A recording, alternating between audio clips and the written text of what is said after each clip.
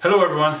Last Saturday we did a live stream, but it didn't work out so well. We had a good bit of buffering and lag, so I decided to post the 4 videos that our lead mentors put up. So first up is Martyrs.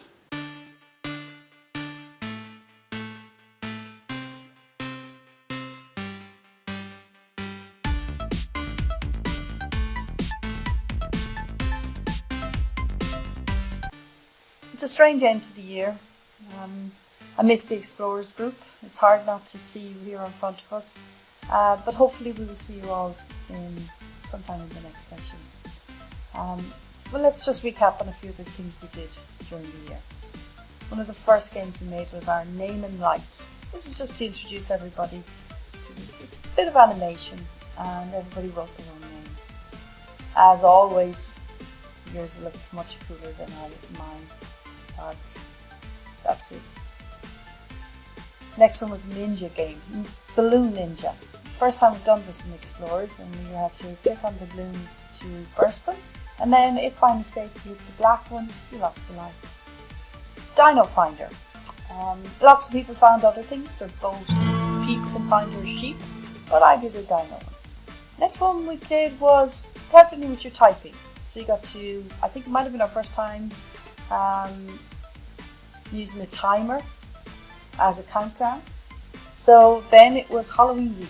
So this week we just used very little code and used costumes to give the effect of movement.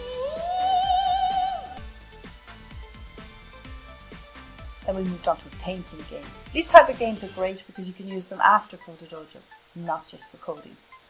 So we created a brush and a palette of colours, and then you could paint with it. And you could also increase or decrease the size of the brush. Then the next week, keeping in the same theme, we moved on to the pen commands, and we created lots of shapes. Again, mine was quite boring, but there were some great ones around the room. This is our guessing game. We do this mostly every year. It's a great one. Lots of various variables used, lots of if-then statements, so you get to pick between two numbers and you get, well, as many guesses as you want. I managed to guess this one, which is very unusual. Next one is a variation of an old Atari game. It's called Breakout.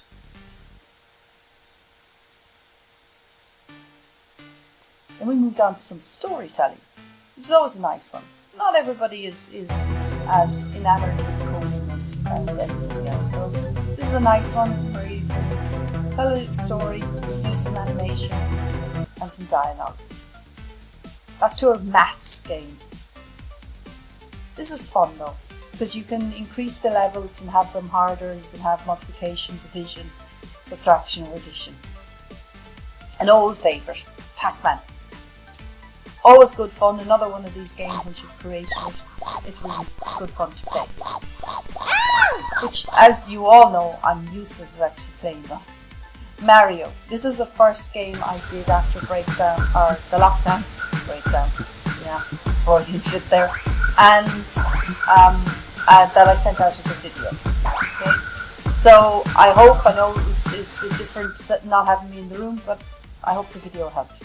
This is Snakes and Ladders, so this is a completely new game. I'd never done it myself, but I think it worked out fairly okay. So you use the spacebar to roll the dice, and then you had 2 players, or you could have more players and either use the arrow keys or something else. This is probably the Space Invaders game, my last video, is the most complex game I've done. Most of the Explorers group might have needed some help, but still, I think it was probably good for you. So that's it. Really sorry I didn't get to see you all, but hopefully we will see each other next year. Okay, take care and be safe. Slán.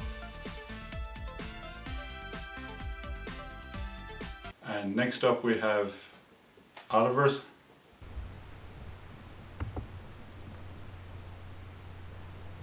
This is just a small sample of some of the projects that Beginning Scratch advanced. This presentation was also created in Scratch and simply calls all the other sprites to do their work.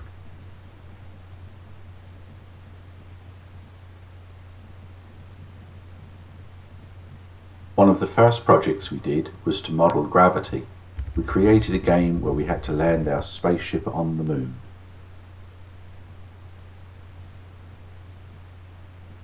The pen and motion blocks can be used to draw pictures. We used a cool coding trick where the code keeps calling itself to draw crazy trees.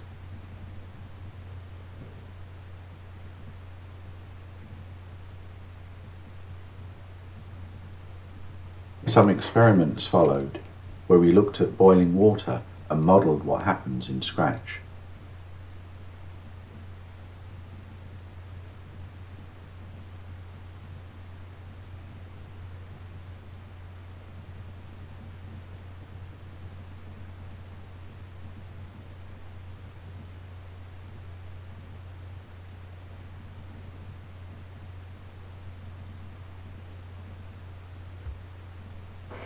We even built a calculator to help with our maths.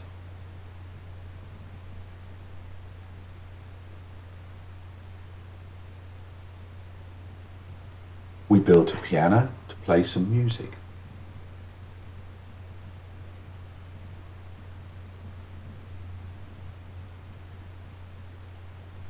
And also had time to play some Space Invaders.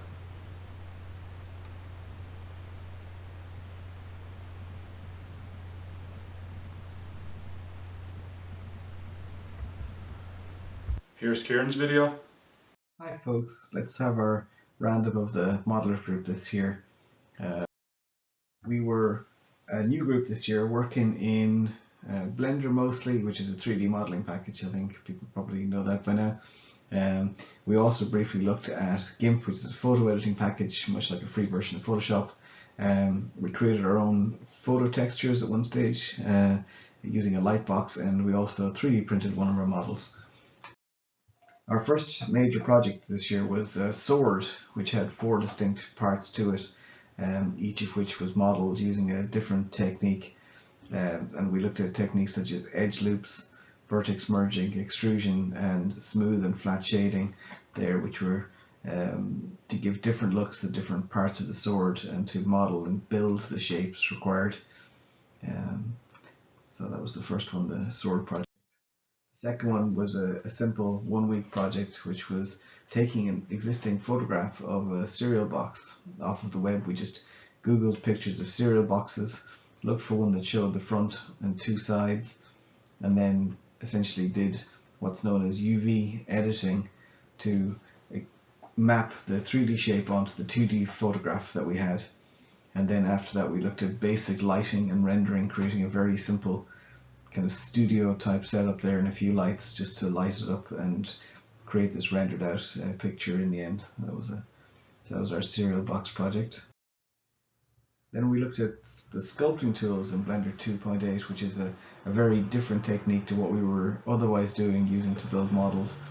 This is much like working with a ball of clay, where you sculpt into it to create various shapes. And we worked on a teddy bear collectively, which I didn't have a picture to hand of, but we also at the end of the class created some bad self-portraits, or I asked people to create portraits of me actually, I think, in a 10-minute window at the end of the session, and that was my attempt to create myself.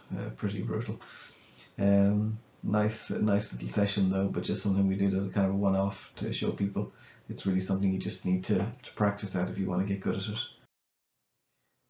Then the next big project we worked on was the realistic apple. So you can see here one of our ninjas taking a photograph through a little portal there into a light box, inside which we had an apple, and we took pictures of the apple from 6 different angles and used GIMP to clean up the images, remove everything but the apple, and that allowed us to create this image at the top there of the 6 different views of the apple. So kind of top, bottom, left, right, front, back of the real apple. And we built a fairly simple apple model by taking a sphere and just changing it a little bit to make it an apple shape, and then we used stencil painting as a technique to paint on the actual pictures we had on top of the apple model we just created to create a nice realistic looking apple. Then we looked at 3D printing. For that we built a dice model and we 3D printed it. You can see it actually being printed out there in the lower of those two images. And this was again a different type of technique to what we'd done previously. It's something that's known as hard surface modeling, and we used Boolean operators. Effectively, we used spheres to create the dents in the cube, and they were something that were generated procedurally by Blender. And it's a particular sort of technique that works well for things that are rigid, hard-edged. And so it was a different sort of technique. That was nice little 3D dice that were printed at the end. We got a few of those by the end of the session to print. Then we worked on an animated tank. This was over a few weeks. We created a little tank model. We had to do some quite fancy modeling to get a track that went around the sprockets at the side of the tank wheels to get that shape, and we used a path to do that and an array to copy each segment of the track around to make that shape. And then once we had done that, we parented things together so that everything moved together when we wanted it to, so that when you rotated the turret, for example, then the gun and the gun's pivot itself moved with the turret and rotated with it. After that, then once we had it all put together, we created a procedural texture. So it's not the tank's camouflage is not based off of an image file, but rather something that's generated in Blender, and there are a lot of knobs and dials that you can twiddle to change the look of it in there. And that was something that was new. And then we animated the tank driving across this piece of ground, and the turret rotating and the gun elevating up and down, as you can see in this sequence of images. Then, once we were on lockdown break, we did a number of small little projects. We created a working TV, which was a TV model with an actual animating texture on it, so a video file being used as a texture so that the little TV played. We created a basic human figure and used a tool to create a rig around it, which allowed us to pose and model the figure. So you can see that the figure started in a very neutral stance. And then there you can see I've kind of extended one of the feet back, lifted the other one up in the air, moved the arms a bit, lowered the hips and stuff to get that kind of pose that I've got.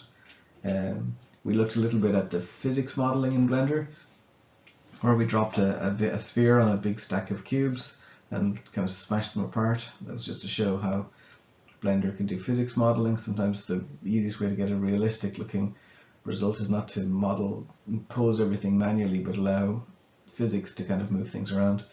And then slightly obscured by me at the bottom there is a procedural texture that we created by taking a plane and a noise texture and allowing that to create height and depth in the plane, and then using a procedural texture to color it based on where the colors are based off of the height. So higher things are white, like snow-capped peaks, and then as you go further down you get grass, and then all the way down to beach and so on. And we've got a nice shiny water surface in there then to separate out the islands. And then finally, our big project at the end of the year was an animated spaceship traveling through a warp tunnel and arriving at a planet. And again, you can see a couple of frames from it here before it enters the warp tunnel, just after it enters, then flying down the warp tunnel, and then arriving at the planet at the far end. Some of the big techniques that were new that we used here was animating on a path, so both the spaceship and the camera that follows it are animated on the paths, and the camera is also set to track to the spaceship, so it always looks at it. So because you can see there, it starts in front of the spaceship flies past and beyond, and the camera constantly turns itself automatically to point at the spaceship the whole time. And we also played with the camera focal length, which is essentially the style of camera. It's like the difference between kind of portrait lenses and telephoto lenses and fisheye lenses. That's what the focal length is. And we used focal length to give a great sense of speed as it flew down the tunnel, and a sense of kind of arriving with a jolt at the far end when it arrives at the planet. We also animated the planet scaling up from nothing at the start to give a kind of dramatic effect of kind of landing on top of the planet really quickly. And so that was it for this year. Thanks to everybody who took part. I had a lot of fun. I hope you did too. And I really hope that we get a chance to do some more of this again next year. All right, take care. And finally, here's Mike's and Kevin's video. Hello, I'm going to do a review of the 2019-2020 year in the Hackers group at Coder Dojo Athenry. The overall goal of Hackers is to develop tech skills by learning things like programming and working with new technologies, develop our teamwork and collaboration by dividing up tasks and helping each other figure things out, and going from an idea to some tangible results by brainstorming, selecting out ideas, trying things out, failing, improving and failing better.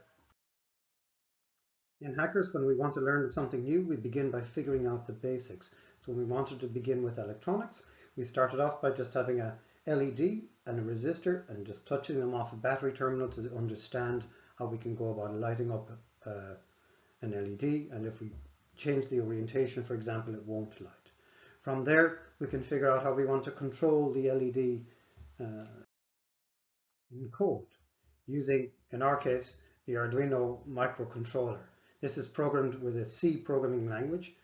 Our hackers hadn't programmed in C before, but they all knew how to program in Scratch. So we took a look at Scratch programming and how that compares to C programming, and got the idea that every programming language has a lot of the same concepts, loops, variables, decisions, and so on. So if you can program in Scratch, you can transfer that knowledge to other advanced programming languages such as C. We were then able to build a simple electrical circuit and write C code on our Arduino to make LED lights. We expanded that further to create a sensor like cars have for parking. We used a distance sensor to see how far our circuit is from a wall, and then turned on either green, amber or red LEDs depending on where the distance. We could add a warning buzzer too. By doing this, we are learning how to design and build software controlled electronics. We also did some soldering. Soldering is a great practical skill to have, and learning how to assemble electronic components on a soldering board and to desolder things is an extremely useful skill. Continuing on the theme of learning practical skills that we could use in later projects, we spent a couple of weeks exploring 3D modeling in SketchUp and 3D printing using our own Coder Dojo printers. Next, we moved on to using the Raspberry Pi mini computer. This is a great platform for hardware control. You can program it in many languages, but we chose Python because Python is widely used for robotics, vision, and artificial intelligence, and they're the kind of things we wanted to tackle in our big project. Again, when we were starting Python programming, we related the concepts such as loops, variables, and decisions to things that we already knew from other languages such as Scratch, to understand that we can transfer our knowledge of one programming language and building it for new programming languages. Some members of our group, like Avi, Anya and Therese, did great work on their own projects, including ones for SciFest, as well as other competitions. Avi's work was a touch-sensitive doll with an accompanying app to help children understand about medical procedures. Anya and Therese used sensors to monitor the health of beehives. It's a fantastic project. And then we moved on to tackling our big project, an AI robot to play Connect 4. This was the most ambitious project we had ever attempted in the Hackers group. Our idea was to work together to build a robot that would play Connect 4 against a human player on a standard Connect 4 board, not just in software, but using a standard board. This involves sensing. We need computer vision to examine the current state of the board, planning, an artificial intelligence algorithm called Minimax that would help decide what's the best move to take at any step in time, and actuation. That means taking movement, so a robot mechanism to move to the correct slot and drop in a token. For our AI robot to play Connect 4, we did lots and lots of planning. We spent lots of time on our whiteboard figuring out about the different systems we'd want, the robot mechanisms, a camera, the decision making, how we would put those together, which people in our group would take responsibility for which tasks. I spent time talking people through how this AI algorithm, Minimax algorithm, works, and we also spent time thinking about our own strategies and how we could match those to what we're trying to achieve with the Minimax algorithm. And then we started thinking about the specific components of our board and of our robotic system and how we would put them all together. And we designed things such as the mechanism for the robot system to deposit tokens down into the board. We even had a Gantt chart, and in our Gantt chart we included a couple of weeks in case there were difficulties or delays.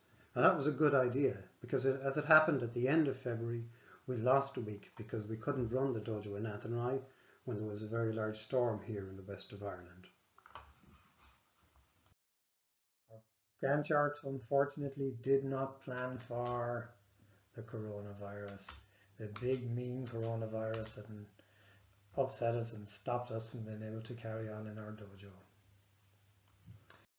However, we will be back with lots more plans and lots of opportunity to fail and to learn. We missed you in the last couple of months. I really have missed out on getting together with the hackers and so figuring things out and breaking things up and trying to build interesting things together. We hope that the hackers from this year will return to us next year along with new members as soon as it is safe to do so. We look forward to seeing you whenever we can and whenever public health guidelines allow. Thank you. So that was the 4 videos from our 4 lead mentors, and personally I just want to say a few words of thanks. So first of all, I suppose thank the school and the GRETB, because without the school and without funding we get from the GRETB, it would be very hard to run Cora Dojo. The other people I want to thank are our sponsors. So a good few local businesses sponsored us, so the likes of Tesco, HB, Medtronic, Boston Scientific, all those, thanks very much for the sponsorship. I'd also like to thank all the mentors for help every Saturday, and I'd like to also thank a lot of the parents who help us out every Saturday, moving tables and chairs and looking after teas and coffees, things like that. Your help is very much appreciated. And I'd also like to thank you, the parents and ninjas, for turning up every Saturday. It's only since Armington has shut down that I've realised how much I've missed going to Cora Dojo every Saturday. So we don't know exactly what's happening for next year. We will be back next year as soon as it's safe to do so and as soon as we're allowed. In the meantime, for information, keep an eye on the website or on the email. If you're not on the email list, just drop us an email to coradojoathenry@gmail.com and we'll add you to the list. So thanks very much, and see you all in the autumn, hopefully. Bye.